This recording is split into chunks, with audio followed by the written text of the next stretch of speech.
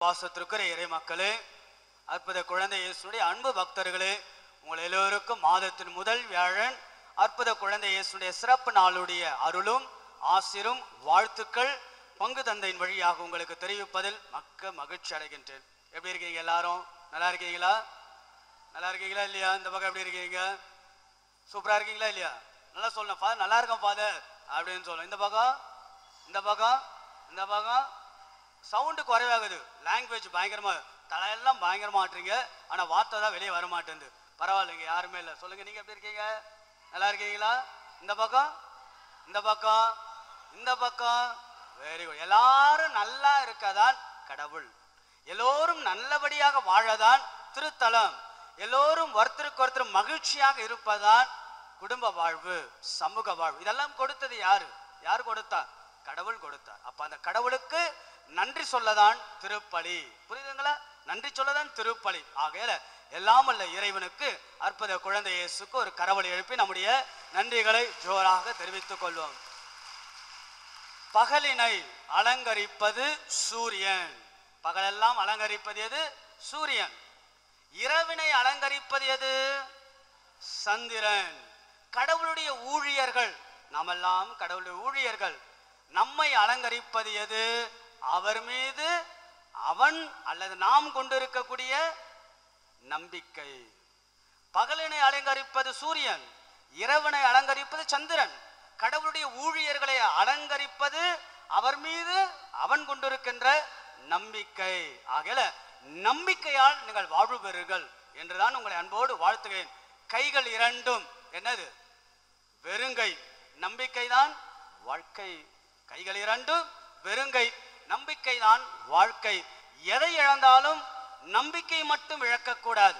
எதை விட்டாலும் அவன் நம்பிக்கையை கட்டாயம் விட வேண்டும். அன்பார்ந்த இறை மக்களே, கடவுளை நம்பி வந்திருப்பதை கடவுள் நிச்சயமாக அருளோடு ஆசீர்வாதத்தோடு உங்களை வழி நடத்துவார். ஒரு பையன் இருந்தான், ஸ்கூல்ல படிச்சுக்கிட்டு இருந்த பையன். திடீர்னு அவனுக்கு போலியோ அட்டாக், சரிங்களா, என்ன பக்கவாதம். ஆகையில அவனால் நடக்க முடியல. திடீரென்று நடக்க முடியல. கிறிஸ்துவ பையன், அவனுடைய பெயரு டேவிட். என்ன அது கை தட்டுறீங்க? ஈ ஓட்டுறீங்க நினைக்கிறேன். ஈய சத்தமாக தட்டுறது. ஆகையால என்னது அந்த பையன் பேர் என்ன? அந்த பையன் பேர் என்ன? டேவிட். கிறிஸ்துவ பையன். அவனுக்கு திடீரென்று என்னது? பக்கவாதம், நடக்க முடியல.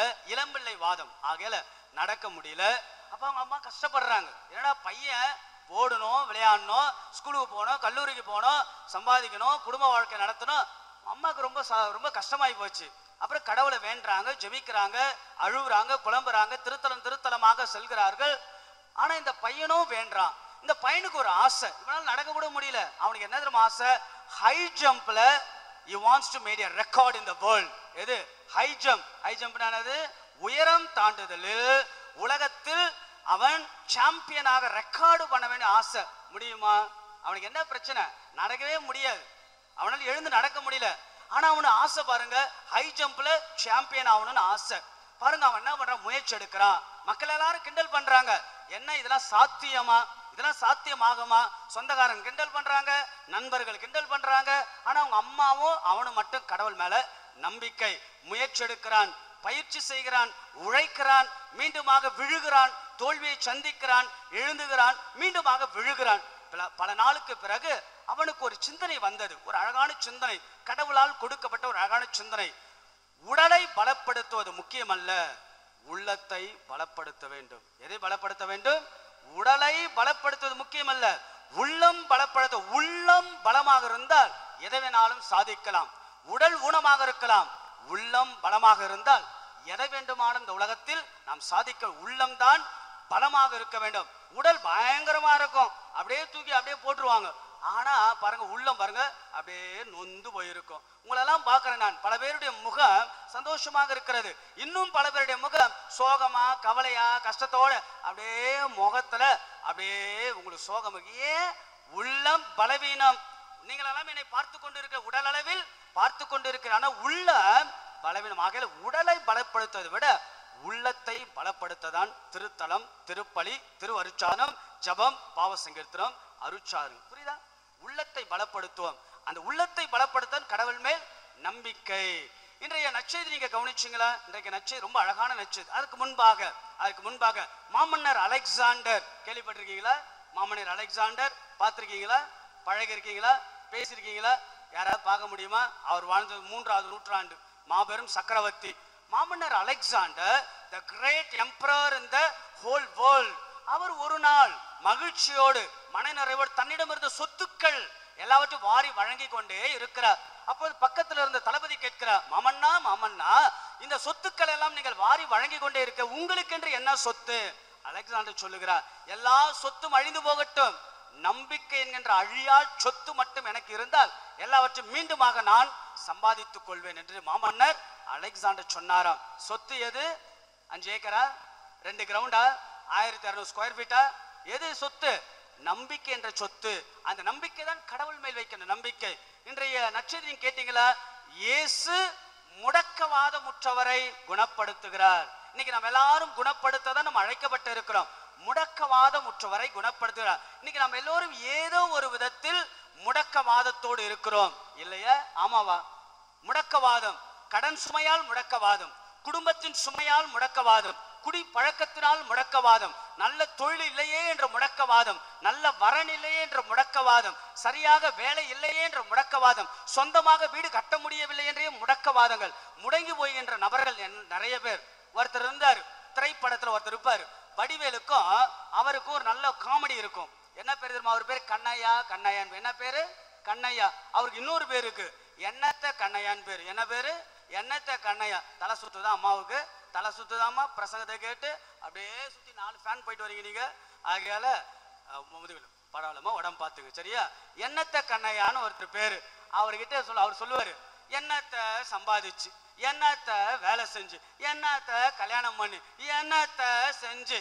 நான் சில பேருக்கு எப்படி இருக்கேன், போங்க ஃபாதர், என்னத்த குடும்பம் ஃபாதர், என்னத்த குழந்தை, உங்களை போல இருந்துடலாம் ஃபாதர், ஏன் இருந்து பாரு, அப்பதான் தெரியும் அது குடும்பமே பெட்டர்னு போயிடுவீங்க. ஆகையால இது போல என்னத்த வாழ்ந்து, என்னத்த சம்பாதிச்சு, என்னத்த அப்படின்னு சொன்னது முடங்கி போன மனிதர்கள். அதுக்கு இன்னொரு வாழ்க்கை சொல்லட்டுமா? இன்னொரு வார்த்தை, சுணங்கி போன வாழ்க்கை. என்ன வாழ்க்கை? சுணங்கி போனது. அப்படியே சுணங்கி போய் சோர்வு, எப்ப கேட்டாலும் முக சோர்வு, எப்ப பார்த்தாலும் கவலை, எப்ப பார்த்தாலும் புலம்பல். மாமியார் சரியில்லை, மருமக சரியில்லை, ஆத்தா சரியில்லை, பெரியப்பா சரியில்லை, நாடு சரியில்லை, ஜிஎஸ்டி சரியில்லை, அப்புறம் எஸ்டிடி சரியில்லை, இப்படியே சொல்லுங்குது. எனக்கு தெரிஞ்ச நீ சரியில்லைன்னு தான் அர்த்தம். ஆகையால எல்லாத்தையும் குறை சொல்லுங்கிறது சுணங்கி போன வாழ்க்கை. நம்பிக்கையில் முடக்கவாதம், நம்பிக்கை இல்லாம முடங்கி போகின்ற வாழ்க்கை. எந்த முயற்சி எடுக்க மாட்டாங்க, எங்கேயும் வெளியே போக மாட்டாங்க, இருக்கிறத சாப்பிட்டு இன்னும் கொஞ்ச நாள் தான் ஃபாதர், போயிடலாம் ஃபாதர், அது இப்பயே போயிட்டு தயவு செய்து நல்லா இருக்கும் இடத்துல. இந்த உலகத்துல 4 பேர் குறைஞ்சு 4 பேர் பிறப்பாங்க. ஆகல வாழ்க்கையை நம்பிக்கையோடு நாம் வாழ வேண்டும். முடக்கவாதம் முற்றவரை இயேசு குணப்படுத்துகிறார். என்னது? முடக்கவாதம். இந்த குணப்படுத்தல் நிகழ்வு ரொம்ப ரொம்ப அழகான நிகழ்வு. குணப்படுத்தல் முடக்கவாதம் முற்றவன் குணம் பெற்றான். யாரால் குணம் பெற்றான்? கேள்வி என்னது? முடக்கவாதம் முற்றவன் அவனுடைய நம்பிக்கையால் குணம் பெற்றானா, அல்லது சிலர் முடக்கவாதம் முற்றவனை தூக்கி கொண்டு வந்தார்கள் அவர்களால் குணம் பெற்றானா? தப்பு. பதில் என்ன? தூக்கிட்டு வந்தவங்களாலதான் ஆண்டவர் குணப்படுத்துகிறார். அவன் கேட்கல. வழக்கமா என்ன நடக்கும்? 12 ஆண்டுகள் பெரும்பாலும் இந்த பெண் என்ன சொல்லுவா? ஆண்டவரே, நான் 12 வருஷம் கஷ்டப்படுறேன், என்னை குணப்படுத்துங்க. அதே போல நிறைய புதுமைகள் இருக்கு. ஆண்டவரே, நான் தொழுநோயா இருக்கேன், குணப்படுத்துங்க. ஆனா இங்க என்ன சற்று வித்தியாசப்படுகிறது. என்னது? சிலர் அவனை தூக்கிக்கிட்டு வராங்க, ஆனா அவனால் நடக்க முடியல. ஆக அன்பானவர்களே, கடவுளுடைய வல்ல செயல், கடவுளுடைய கைவன்மை, கடவுளுடைய புதுமை, கடவுளுடைய மகிமை இந்த திருத்தலத்தில் நம்ம வாழ்க்கையில 3 வகையாக நடைபெறுகிறது. எத்தனை வகை?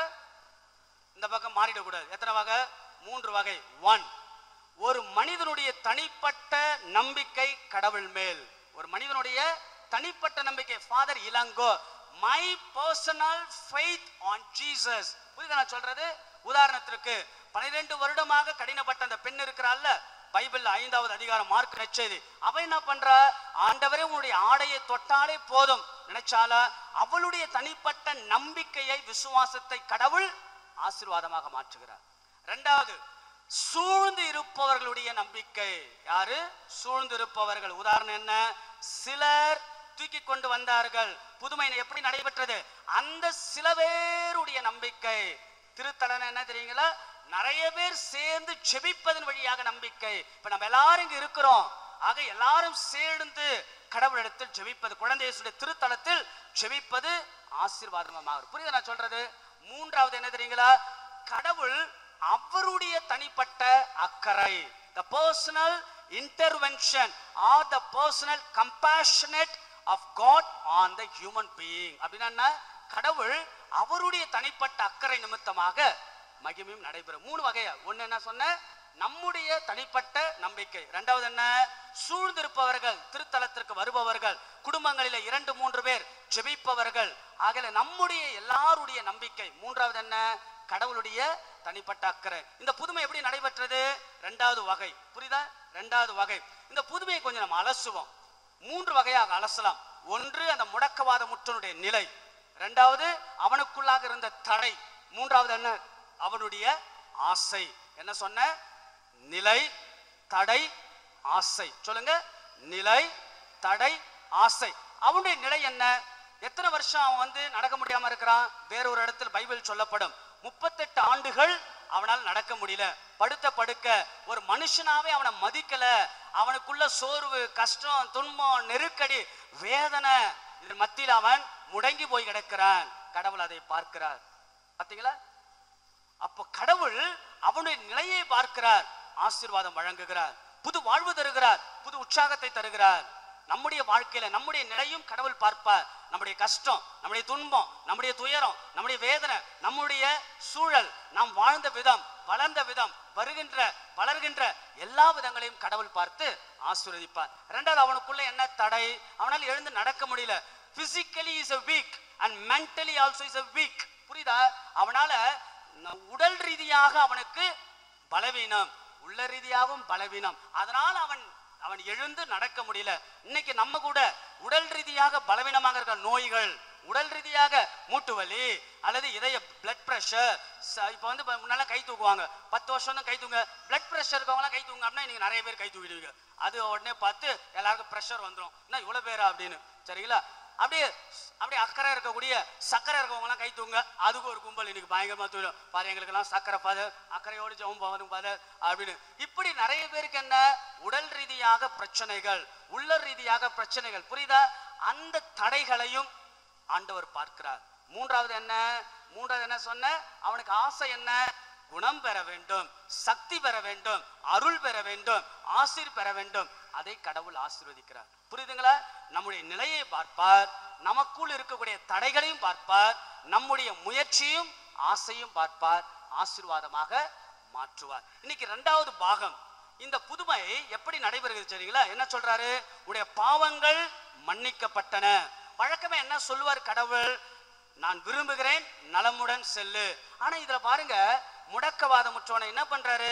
உன் பாவங்கள் மன்னிக்கப்பட்டன, எழுந்து நட என்கிறார். அப்ப என்னன்னா, யூதர்கள் காலத்துல உடல் குறைபாடு இதெல்லாம் பாவத்தின் காரணம் என்கிறார். ஆகையால கடவுள் என்ன செய்கிறார்? பாவங்களை மன்னிக்கிறார், புது வாழ்வை தருகிறார். திருத்தலம்னா என்ன? திருப்பலினா என்ன? திருவருட்சாதனம் என்ன? குழந்தை இயேசு திருத்தலத்தில் நடைபெறுவது என்ன? நாம் தெரிந்தோ தெரியாமலோ கடவுளுக்கு எதிராக செய்த குற்றம் குறைகள் எல்லாம் மன்னிக்கப்பட்டு கடவுள் புது வாழ்வு தருகிறார். அதில்தான் நாம் ஆசீர்வாதம் பெறுகிறோம். ஆகையால் அன்பானவர்களே, எழுந்து நட என்கிறார். யார் சொன்ன வார்த்தை? கடவுள் சொன்ன வார்த்தை. உன் பாவங்கள் மன்னிக்கப்பட்டன. கோவிலுக்கு வாங்க, ஒப்புரவு அருட்சாதனத்தில் பங்கெடுங்க.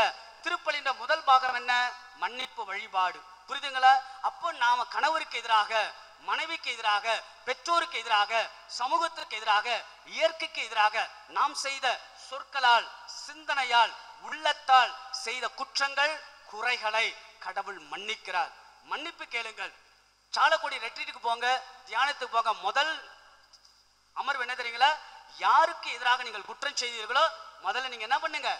மன்னிப்பு கொடுங்க. நாம் மன்னித்தால் தான் கடவுள் ஆசீர்வதிப்பார். அதில் அன்பானவர்களே, நம்முடைய பாவங்கள் இந்த ஆலயத்தில் மன்னிக்கப்படுகிறது. நம்முடைய நம்பிக்கைகள் கடவுளால் ஆசீர்வாதம் பெறுகின்றன. புரியுதுங்களா? அப்போ அன்பான இறை மக்களே, நம்முடைய ஆசைகளை கடவுள் வாழ் எழுப்புவோம். நம்முடைய நிலையை கடவுளிடத்தில் ஒப்பு கொடுப்போம்.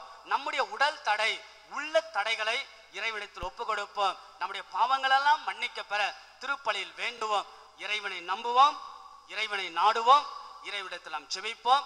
கடவுள் எல்லாரையும் நிறைவாக ஆசீர்வதிப்பார். எழுந்து நிற்போம். விசுவாச பிரமாணத்தை நாம் இறை மக்களின் மன்றாட்டுக்காக எடுத்து சொல்லி நாம் வேண்டுவோம். உங்கள் அனைவருடைய பதில்: அற்புத குழந்தை இயேசுவே, எங்கள் மன்றாட்டை கேட்டருளும்.